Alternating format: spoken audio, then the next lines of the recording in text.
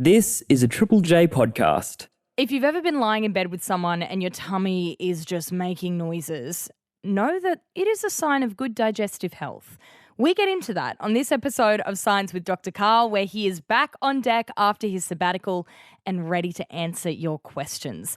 We also get into one of the big news stories this week. Are we bringing direwolves back from extinction? I'm Lucy Smith. Let's get into it. The man himself is back in the building. Dr. Karl, welcome back to Triple J. Oh, shucks, Dr. Lucy, so nice to be back. It's so good. Of course, we had the fabulous Bianca Negrete filling in while you were away. She absolutely killed it, but I'm sure there are people who have been saving their questions just for you. Before we get to the questions, tell us, how was your trip? What were you doing? Well, I was on a project to save the world, and Italian people are different. So we were having breakfast one morning, and at 6 o'clock in the morning, out comes this guy taking his dog for a walk. So in Australia, mate, they're sort of straggling out with a dog on a leash, and maybe they got shirts and a T-shirt.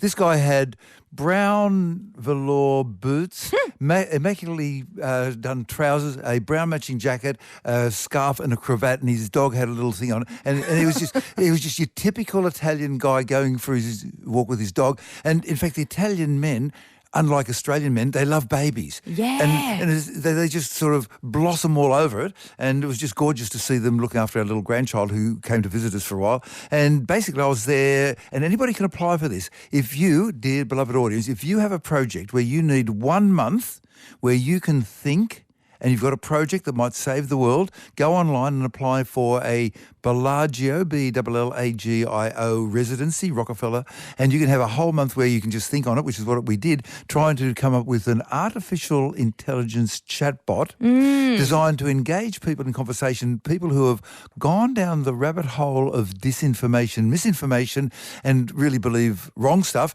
and we're going to try and bring them back. And so Lee Stark and I, he did all the hard work, and I was just sort of guiding him. So we're working towards developing this AI, this artificial intelligence chatbot. Lee Stark is someone who works in AI technology. He knows all sorts of stuff. He's my go-to guy for finding out about consumer stuff. So if I want to know what sort of TV to get or whatever, he's the guy. But see, he's been developing it. And so we're getting closer, but it's really hard because there's so much disinformation out there. Yeah, what would the goal of this thing be? Would it be, Dr. Karl, I'm seeing maybe this theory or this phenomena. Let's take a question we got last week. Dr. Karl, should I do a cortisol cleanse? Right. Would I put that in this AI chatbot and then so the AI is you. The digital Dr. Karl. The digital Dr. Karl would help guide me to an answer or give me articles to look at? Is that what it's kind of aiming towards? Ultimately, yes. We're doing it with voice, but only at the beginning with something simple like climate change. And so, for example, people have been saying, hey, a volcano erupted in Bali early this year, correct, in January, correct, and that volcano, when it erupted, put out 100 times more carbon dioxide than humans do in a year. That's incorrect. It's the other way around. Yeah. So we sort of worked out that there's 5 different grades. There's people like you and me who will follow the science, and when it says get vaccinated, we do. That's group number 1. Group number 2, they're the ones, they've gone down a rabbit hole and they've been told that vaccines are bad for you.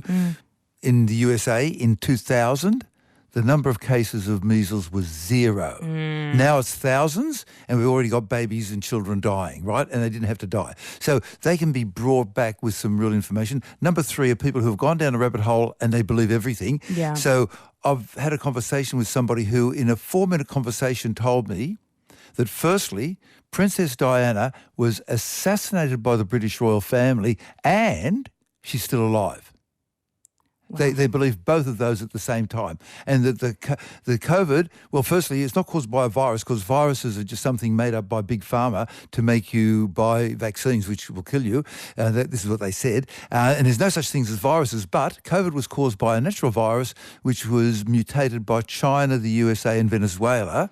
And they believe both those at the same time. Those people are harder to bring back. Then there's category number 4, which is people who have been paid 1 to 5 cents to go online and post bad lies. Wow. And then category number 5 is the chatbots. So we're trying to get category number 2, the people who they haven't been trained in this sort of stuff, and life is very busy, and they just want to get some real information. But when they go down the rabbit hole, all they see is lies. It's really important work. I'm glad you got to do it in a beautiful location as well. Actually, on that note, we had a question last week for Bianca about, what to do if you are kind of seeing misinformation or disinformation and what to say or how to handle that. Particularly, the question came from someone who was a science communicator. Bianca's answer was awesome. If you want to listen back, you can do so via the Science with Dr. Karl podcast. But we're getting into a fresh set of questions right here, Dr. Karl. Are you ready? As ready as I ever will be after a month away. I know. We're going to be, we're wetting the whistle again. Okay. Well, let's start with this one, actually. This is good. Gerard from the Gold Coast. What do you want to know? Dr. Gerard, welcome. G'day, guys. Just wondering about jet lag and if with it affecting you more coming back than going over there. I was wondering if that is like a placebo effect or something like that with the adrenaline with going over there and then being tied with the activities that you're doing over there, or is it like the actual jet lag? That's true. And then the melancholy of coming home. Dr. Karl, are you feeling jet lagged? What do you have anything to add to this as well? So midday to midday is 24 hours. But if you get people, humans like you and me, and put them in a cave and then just cover all their basic needs, they will switch over to firstly having a morning nap, an afternoon nap, and, wait for it, a 25-hour day. Wow. Not a 24-hour day. We have evolved over the last couple of 100,000 years or more into a 25-hour day, and we're not too sure why, but there's something in gaming, mathematics theory about you need a tension between what is really there in the world around you, a 24-hour day, and what's inside you, so you've got a little bit of a feedback loop going. So when you're travelling over to Europe from Australia, you're heading into a later time zone, so having a 25-hour day built into you makes it easy. If you're only going over one day, one time zone, it's like you're not moving at all. But coming back, you're fighting against the time zones. So I'm sort of don't eat any food, have melatonin and all that sort of stuff, a long, complicated thing about fighting jet lag. But does that sort of help? The basic reason that it's easier going to Europe than coming back is that you've got a 25-hour natural clock, not a 24-hour clock. Does that help, Okay. Dr. Gerard? Yeah, that's interesting. 25-hour clock. I know, it's weird. Who would have thought it? We've got Gretel from Port Lincoln. Gretel, you've noticed something with bees. What's going on?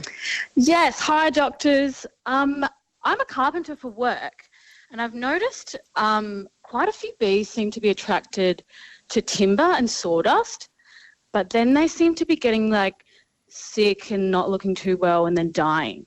We're not using like chemically treated timber or anything, so I was just wondering what's going on there. So you're a chippy. Yes. So you're making Australia for the future? Yes, I am. Oh, my God. And how are your hands holding up? Are they getting a bit chopped around? Yeah, look, I've got some pretty impressive calluses now, but they definitely get lots of cuts on them. Okay, and make sure, sorry to give you the advice, but wear the hearing protection because it'll bother you later on. Okay, so Yes, sawdust. we're all over the hearing protection. Now, I actually had personal experience on this. So my father used to grow stuff. We had a big patch of land down at Wollongong, and I'd go down on the weekends. And every third or fourth weekend, I'd go to a stable in Glebe, because I was squatting in Glebe, and I'd pick up some sawdust that they used for the horses. So they'd lay the sawdust on the floor, and the horses would urinate in it, and then they'd defecate, and you have this mixture of sawdust and manure, and I'd get bags of it, and they were happy to get rid of it. And suddenly he said, it's gone bad. And what had happened was that they had sawdust, I managed to track it back, that had arsenic in it. Right. Okay, so on one hand, bees like the sawdust because it's got sugars, it's finely powdered so they can have access to it because it's got a massive surface area, and it's got other organic materials in there as well, and it's got moisture. But if the timber naturally has its own chemicals to try and fight invaders, so that's when the tree is growing up, or chemicals have been added to it, it can be bad. Now, with regard to the trees having chemicals in it, so you can have a paddock of land and you've got some insects coming to attack the trees on one corner of the property. And the trees don't have legs and they have to fight back with chemical warfare. So they make chemicals that make them unattractive to the insects. And thanks to the Wood Wide Web, that is really called that, the Wood Wide Web, there's an underground network of mushrooms or fungi, and they talk to each other underground, and the trees use this network to talk to each other. So I've written an article about it on the ABC. Look up ABC Dr. Karl Wood Wide Web. And so some trees at the other end of the paddock, even though the wind is not blowing in their direction, will start making this chemical. So the trees talk to each other. So maybe the trees either naturally have a bad chemical in it with regard to the health of bees, or they might have been fighting off some insects, or arsenic has been added later, or I don't know. Wow, so interesting. Life is big, man. Good to keep an eye on it, Gretel. Thank you so much. Thank you, Dr. Thank Gretel. you so much. See ya. We got Mitch in Campbelltown. Dr. Mitch, you got a question about smell. Yeah, I do. I just had a question with you could smell a smell, right, and then it will still linger around in your nose even after the source of the smell has gone. Right. So what is happening when you're smelling is that some of that, is it chemicals? Chemicals are landing on a part of your upper nose called the olfactory epithelium. It's an area about 5 square centimetres in size. Dogs have got an area about 200 times bigger. It's all folded up. So it's like a sheet folded up. And so a chemical will land on the million or so cells in your human olfactory epithelium, and then will register on one of them. So you come into somebody's house and they're cooking delicious soybeans or meat or corn or whatever it is that you like. And so when you smell that, you're already ingesting the meal before they've served it to you on the plate. So those molecules are still floating around in the air. So you can, to compare us to a dog, you can come into a room, sit on a chair and walk out again, and a human will walk in the room and go, nothing's happening. A dog will go, oh, Justin was sitting on that chair over there. And so the smells, the chemicals are still in the air, even though the source of the chemicals might have gone away. Is that kind of helping you, or are you talking about something slightly different? Kind of, yeah. Like I would be completely away from the source and I could still smell it. Okay, now we're going into mystery. And Lucy, tell me if this has happened to you. Have you ever had the phenomenon where you think, oh my God, my leg is buzzing, my phone is on, and your phone is not in your leg, it's somewhere else? Mm-hmm. Okay, this has only started happening after people have had phones. True. We don't know what's going on. So you may think that it's still in the nose. You may think you're still holding on to this smell, but it could just be your brain playing tricks on you. Yeah, basically your brain exists not to try to interpret the world, but to try to, not to try to drag in as much information as possible, but to try to minimise the amount of information coming in, and every now and then it'll go off on a false loop by itself. And so you think, oh, the phone's buzzing because I have a phone and it buzzes, and you reach in your pocket, I don't have the phone in my pocket, I've got it in my shirt pocket. I'm not in my trouser pocket. I got to know, Mitch, was there a particular nasty smell? What was it? Yes. Well, I can give an example, right? Like when you were a kid and you'd always go over to your nan's house or anyone's house sort of thing, right? Now, their house would have a particular smell. A scent. Yes. Now, it's not necessarily a bad smell, but just a smell. Now, I would come home and be going about my business, right? Now, imagine if I farted, right? If I farted and then I smelt my fart, it would smell like their house. Oh. That's not where I thought this was going. Wow. Sorry, but I'm just... By the way, that's perfectly normal. It's not just terrorists that fart. Regular people do it as well on an average of 14 times a day with a total volume of about half a litre. And you know what? We've gotten messages before about people who will maybe be with their partner for a long period of time and they feel like their farts smell the same as their partner. That's right. And there was a case of a woman was saved from dying by getting a transplant of feces, of poo, from her partner because she'd had a nasty infection appear in her gut. And so she reset the bacteria in her gut by getting it. So, yeah, that's love. That's love. And people look like each other. By the way, there's a lot of con about fecal transplants. Don't fall for the con. See what you've started here, Mitch? Honestly. Yeah, I know. I know. Thank you, Dr. Mitch. Now, Dr. Karl, we had a question about smells that manage to stay with you even after you've left the place. Or better yet, we had Mitch, was it Mitch? Who said that his farts would smell like his nana's house after he got home. We're getting a lot of, I guess, backing up of that on the text line. JJ from Melbourne, you said, I would love to have farts that smell like my nana's house. Jay in Sydney said, I've experienced what Mitch was saying before as a paramedic. Sometimes you go to a patient's house early in your shift and 12 hours later, all of a sudden you smell the same smells again, even though you're nowhere near them. Jordan in Newey said, I'm a midwife and can often still smell a placenta hours after a birth, even when I've gone home. That is insane. Keep comments, your instant reacts coming on 0439 757 555, plus your questions. We've got Amy in Naarm. Now, Amy, this is a very specific one. What do you want to know? Hi. My partner Leni is currently obsessed with bananas, and we just want to know, can you eat too many bananas? Like, can she get sick from eating too much potassium? Can I ask, Amy, where did this obsession come from? What's with the banana obsession? I think we just go through phases of different fruits and vegetables, right? And right now, bananas is the hot one. But coming out on top. She'd get 3 or 4 in if she could keep up with the right ripe collection. So, wow. Yeah. Dr. Karl? Well, firstly, bananas have some radioactivity in them. It's due to an isotope of potassium called potassium-40, and the fatal dose in one sitting is roughly 3,500 tonnes, which is the weight of a small Australian warship. So you can't get you won't die from the radioactivity or have bad effects. However, they're not very rich in potassium. That's a myth that's risen up. You get more potassium per gram out of potatoes. But yes, if you have too much or too many bananas, you can have hyperkalemia. That's because the Latin symbol or the Latin word for banana or for potassium is kalium, and that's why its symbol on the periodic table is K. And you can have too much potassium. Your potassium level has to be just right, not too high or not too low, because uniquely potassium can give you arrhythmias. So your heart can suddenly go into a bad rhythm, and then that can kill you.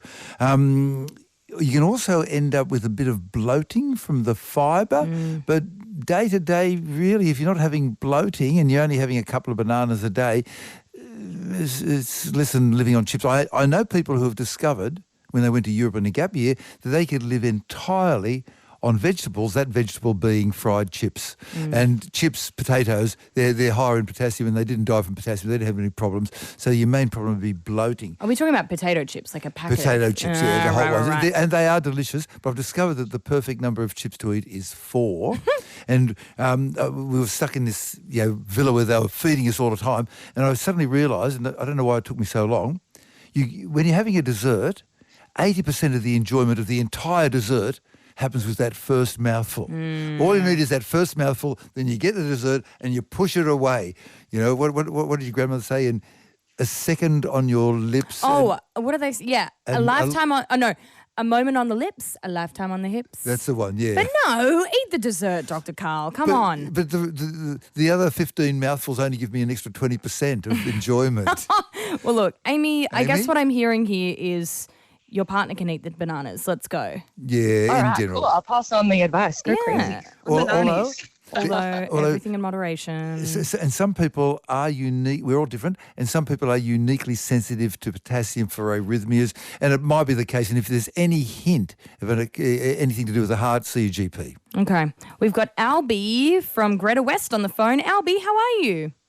Hi, I'm good, thanks. What's your question? What would happen if the moon was bigger than Earth? Would we orbit the moon, or will the moon still orbit us? Good question. Okay, so firstly, the moon is uncommonly large in our solar system as a percentage of the weight of the body that it orbits. It's one of the biggest such bodies. And secondly, it's really close. So if the moon were bigger, the tides would be bigger. So firstly, if there was... The situation at the moment is that the moon is not very heavy, but it is close. Whereas the sun is really heavy, but it's a long way away. So the moon accounts for 2/3 of the tides. If there was no moon, the up-down of the tides would be 2/3 less, and the backward-forward on the beach would be 2/3 less in the so-called intertidal zone, where many living creatures live, would also be less. So if the moon were larger, the tides would be bigger. Secondly, the days would start to get longer. The tides would sweep around the Earth, and the moon is moving away from us at 4 metres per century. And to balance the equations in physics, the days are getting longer. So back at dinosaur time, the days were maybe an hour or so longer. So if the moon were bigger, the days would get longer. And then there's the emotional side, where you look at the moon and you go, oh, give me a cuddle, it's so nice on the horizon. And there's the cultural effect as well. And longer term, it might change the stability of the tilt of the Earth. The Earth is tilted just a little bit off from the vertical by about 23 degrees, and the moon has been keeping it at that for a long time. So it's made it friendly, a nice environment for life to evolve. So having a bigger moon, I don't know. I'd have to look up the equation. I don't know. So are you at school? Is Dr. Albee? No. No. You're a student? Oh, yeah, it's school holidays. School holidays. Okay, so look, I do free school Q&As every Wednesday afternoon. So go online to drkarl.com and I'll do a free one with your school classroom over the internet every Wednesday afternoon, 1 to 2 or 2 to 3. Just make a booking and I'll talk to you over the internets. Yeah, that would be good. Thanks, Thank Albie. Thank you. We got Mel in Townsville Hill. Mel, we've been talking about desserts. We've been talking about bananas. I like your question. Come off the back of that. Yeah, definitely. I am wondering, why does everybody's stomachs make so much noise? Grumbling sound. I'll write down the word. It's called bore, B-O-R, B-O-R-Y-G-M-I. Borborygmi.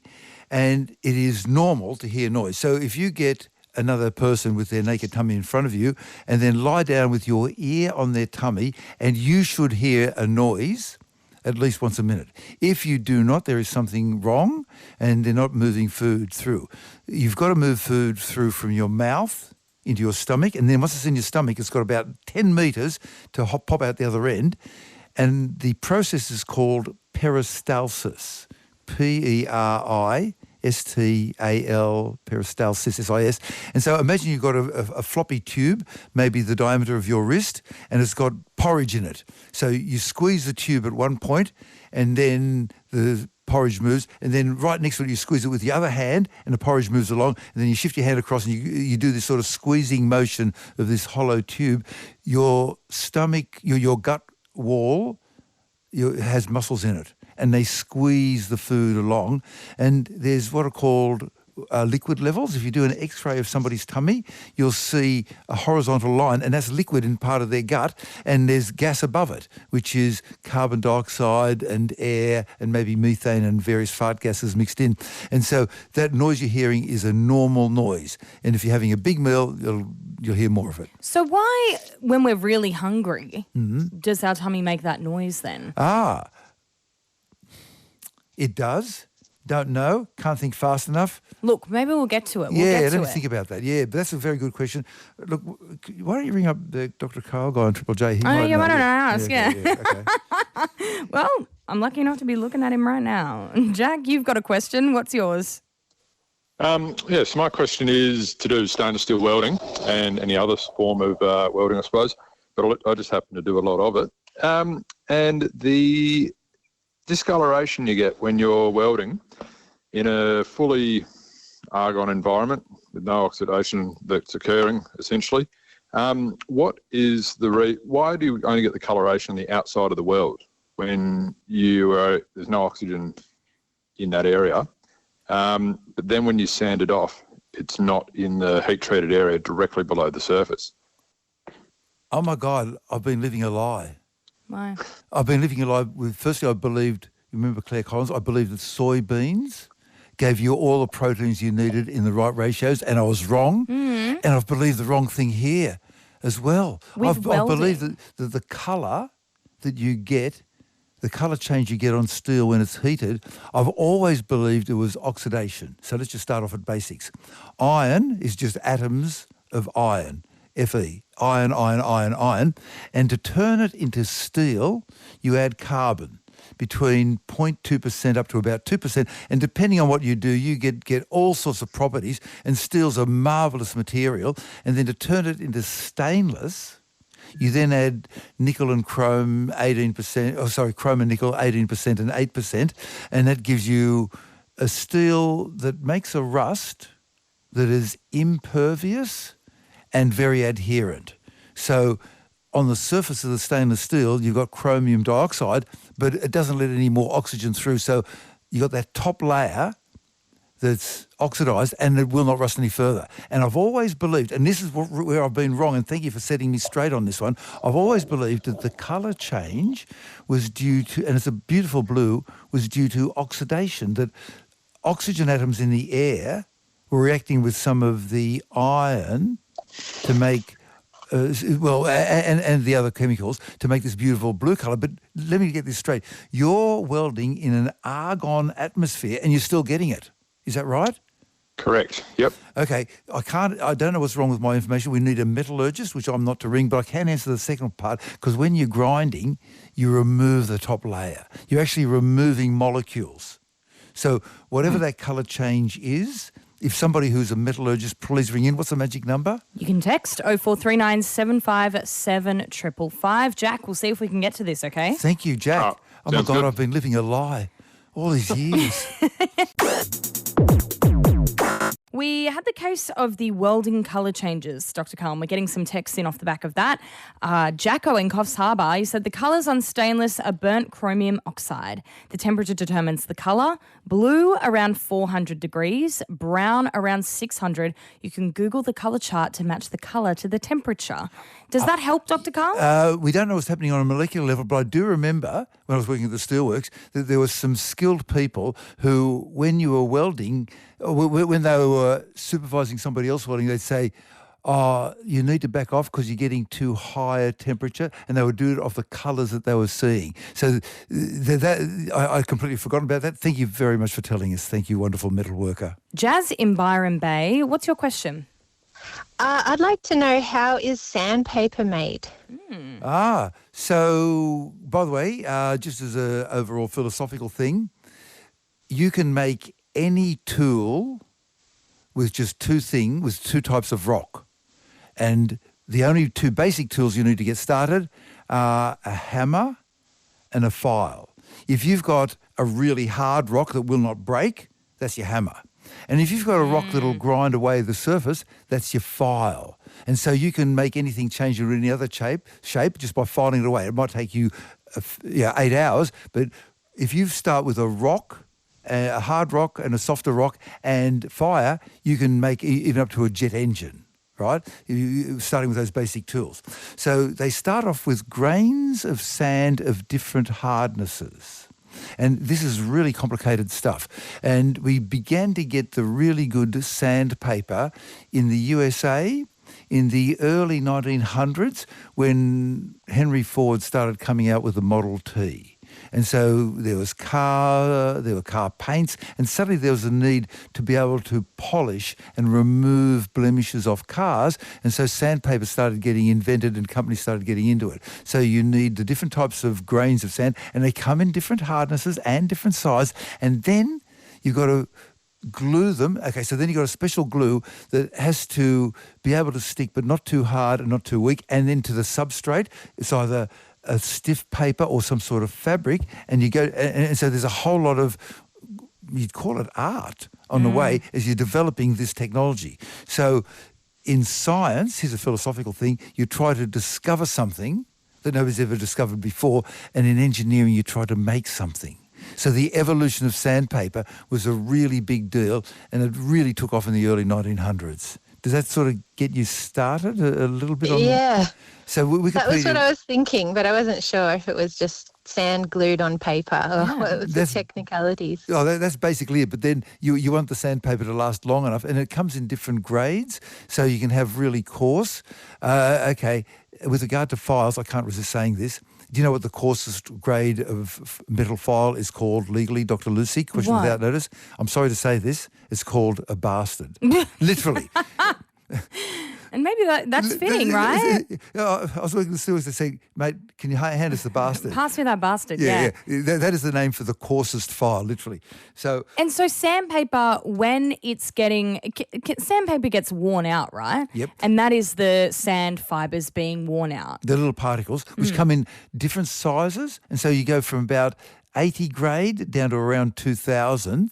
And I've been actually using some of that. You know how on modern headlights on cars, you walk down the street and sometimes they're a little bit yellowish? Yeah, you grind off that top layer, so you need 1200 paper to do that. And there's a whole thing that we've been to. My daughter's car's about 2005. Wow, 20 years old. 2010, 15 years old. So we've had to grind the top layer off the Perspex headlight because you can get pulled over and busted for that on a fault on your car. Oh my God, a PSA right here on Science with Dr. Karl. Tia from Traralgon. Tia, you got a question about our eyebrows? I do, actually. I was wondering how old our eyebrow hairs are. So I recently had my hair done. It got me thinking about eyebrows. I know that our hair on our head grows out, but do eyebrow hairs only grow once the hair follicle actually falls out? There's a 3-stage process, and you're dead right. Each individual hair shaft is manufactured in a little factory called a hair follicle, and it will extrude this shaft of a protein called keratin, and it will grow, and I forget the exact number. I forget the exact number of how many millimetres per day it is, but if you can look it up in our good friend Wikipedia, it'll tell you. And so we've evolved to have fairly short eyebrows because otherwise they would block your view. And they're used for blocking, or from an evolutionary point of view, to stop sweat running into your eyes, but also for communication, so you can raise one eyebrow quizzically and look at somebody and not actually know that you're doing it, and they can sort of pick up on the fact that you don't quite want to. You want to know more about what they're talking about. How long they grow for, I don't know. I've failed you on that. I've been faffing on to cover up the fact I don't know how long they grow for. I'm guessing it'd be, I don't know how fast hair grows per month. I've forgotten. I can tell you that on average, fingernails grow at 1/10 of a millimetre per day, because we've only got a sample size of one, where a medical doctor, beginning in 1941, for the next third of a century, where right at the cuticle, on the first day of every month, he would grind with a very sharp file a horizontal line, and he measured his fingernail growth every day for 30 years, and he found that as he got older, it took longer to grow out, but the average was about 1/10 of a millimetre per day. That's to cover up the fact I don't know how fast hair grows. Sorry. I feel like you've learnt something, Tia. I feel like the eyebrow hairs that we have are kind of the ones we have for life until they're plucked out, right? Oh, no. That's what I kind of feel like. You don't see regrowth in eyebrows like you do on a head. So that's what made me think. Because eyebrows obviously change colour over time. Yeah. So how come we don't see the regrowth through an eyebrow like you would the hair on a head? Oh. Okay, with hair on a head, it grows and then it falls out. I do not know the situation with eyebrow hair. I've got to look it up. Thank you for the extra homework. No, that's okay. Thank you. Sorry. Thanks, Tia. Thank you, and Dr. we've Tia. got Gav in Newcastle. Gav, you got a question about an interesting phenomena. Hit us with it. Yeah, it was actually a question from my son last night. He asked, Dad, how come when you get hit in the nose you get a smell? And then he asked, does everyone get the same smell? It's so weird. I hate it. And then it just lingers for a little bit and then it fades away. I don't even know if it's less of a smell and more of a feeling. Dr. Karl, do you know what we're talking about? Yeah, it's more of a sensation. Is blood drawn on this occasion, or does it happen when there's no blood? Nah. It happens when there's no blood.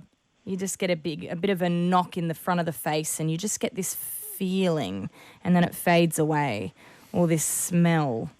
I'm guessing that what's happening is that for whatever reason, in the olfactory epithelium, some of those million or so, that's roughly the number, of cells are firing. Why are they firing? I'm guessing that they might be able to fire in response to a mechanical stress. Smell is weird because smell is the most basic sense. Every living creature, apart from viruses, has a sense of smell. Even bacteria have a sense of smell, not in the sense that they have a nose, but rather they can detect chemicals in the environment, and if they're nice, they'll go over and eat them, and if they're bad, they'll run away. So, and in Marcel Proust's Days of Future Past, the 7 series volume, he talks about going into a shop and smelling a Madeleine cake, and suddenly, as though he's on a film set, the village where his aunt lived, and he had the Madeleine cakes would rise around him. So, smell is a truly primeval thing, and just to cover up the fact I don't know why. Gav, I know what you're talking about, though. Really? It's weird. I've never had that. Yeah, it's just this pang. I don't know. I can't even describe it. It's like a sensation crossed with a smell. Kind of weird. Wow, And audience, do because text us. because everyone's looking at you to see if you're okay, but you're still coming back to earth from this thing that's Wow. almost covering the front of your face. But you are getting, your smell senses are firing off. There is something appearing there. Is it a sort of a metallic smell? Yeah, I Wow. reckon. Yeah. Gav, Wow. thanks Yeah. for your question. Thank we'll you, see Dr. if Gav. someone texts in. We've also got Erin from Townsville who says, on the eyebrow thing, I get regrowth when I dye mine. They seem to grow the same rate as my hair, and I can see the blonde root and the dark end I have dyed. I failed. What I should have said was dye your eyebrows Yeah. and then watch it come out, and then that way you can prove whether it comes out or not. We can do the experiment, Thank you, yes. Dr. Gav. One of the big news stories this week, wanted to put it to you before you get out of here. Direwolves, are they coming back from extinction? What's the deal with all of this? So in Game of Thrones, the direwolves, D-I-R-E, not D-I-A, wolves, they live in this cold climate. Okay, direwolves used to exist about 13,000 years ago. They lived in the tropics rather than further north, near the poles. And they lived off large animals, and we think it was because climate change was happening and the ocean levels were dropping from 120, were rising from 120 metres down up to where they are today during that time, that it led to a change in what they were eating, and so they basically starved to death. A wolf has 20,000 genes, and so does a dog. If you have $50,000, you can go to your dog before it dies, and they will take a bunch of DNA from your living dog and then try to grow a couple of hundred dogs, and one of them will turn into a dog. They get an egg. They then put the DNA from your dog into that egg, and then it grows a dog, and they charge you $50,000. Oh my God. But getting some DNA, you can't get all that DNA. What they managed to do out of the 20,000 genes, they fooled around with 13. And made it look like a direwolf. Does it have the full range of genes of a direwolf? No. Is it marketing? Yes. Is it a con? Yes. But we're heading down but can we bring back animals from the past? Possibly, but we need all the DNA, not just 0.01%. Right. Okay. So not just picking and, and telling us lies that they've brought back a whole direwolf. They've modified slightly 13 genes in a grey wolf, and they're saying we got some of these genes from the DNA that we found on a tooth, therefore we've got a direwolf. No, it's a con. There's a story about this on ABC News if you want to check out more about it. Dr. Karl, answering your science questions. We've got Steve in Belgrave South. Steve, what's your question? Hey, look, I was just wondering if you took a spaceship up into space, deep space or either just space, and you took some spray cans or something, or some kind of paint up there to graffiti the outside of your spaceship, or even to fix a crack with glue, would it dry in space? Yes, but not in the same way. So this is a case of engineering, and so for paint, drying needs that various solvents, either hydrocarbons or water, will evaporate at a certain rate so that it all shrinks in and sticks. And that happens slowly on the Earth. In space, it'll just go bing. The molecules just vanish away, and so you'd get a drying, but it wouldn't be the best sort of drying. Glue, same deal again. Some glues actually need air, some need the water vapour in the air. You might be able to find a glue that would work in space as well as it does on Earth, but in general, most glues would not work. Quick question. Could you even extract the glue or the paint from that can in space?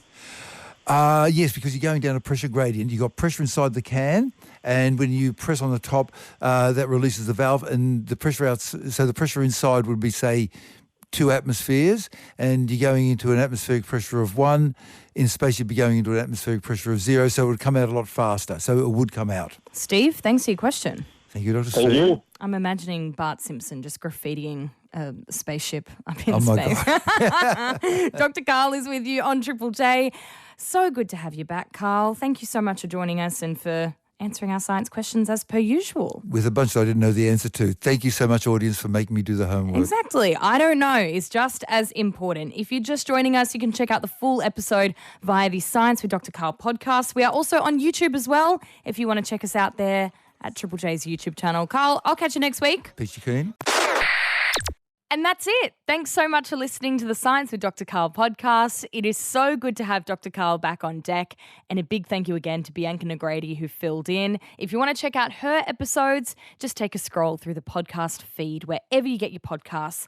Spotify, Apple Podcasts, the Triple J app, the ABC Listen app, and now on Triple J's YouTube channel as well. I'm Lucy Smith. This episode was produced by Josh Brennan, and we'll catch you next week. See ya. Dave Marchese here from the Triple J Hack team. Hey, if you love Dr. Karl's podcast like I do, you might enjoy the Hack podcast as well. Each day we bring you the news that matters to you, from the latest science on climate change to what's happening in politics and news around the world. The Hack podcast. It's your daily fix of the news you need to know. Get it wherever you're listening now.